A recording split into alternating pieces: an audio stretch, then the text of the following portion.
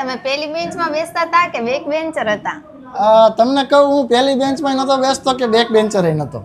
હું એને ક્લાસની બહાર જ બેઠતો હતો. કેમ? હવે હે ને હું સંકલ્પ વિદ્યાલયમાં ભણતો હતો, બરાબર.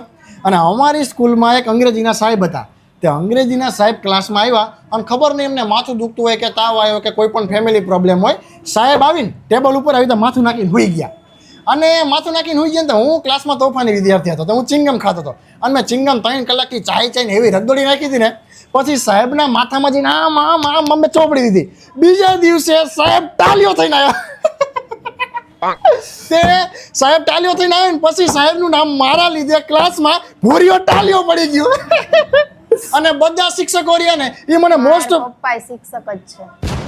બધા શિક્ષકો માટે મને ફૂલ રિસ્પેક્ટ, અને હું દરેક શિક્ષકોને આદરણીય માનું છું. બધાએ શિક્ષકોની રિસ્પેક્ટ કરવી જ જોઈએ, મારું એવું માનવું છે.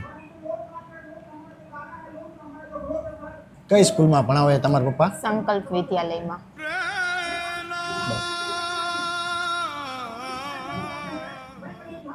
કયો વિષય ભણાવે તમારા પપ્પા? અંગ્રેજી.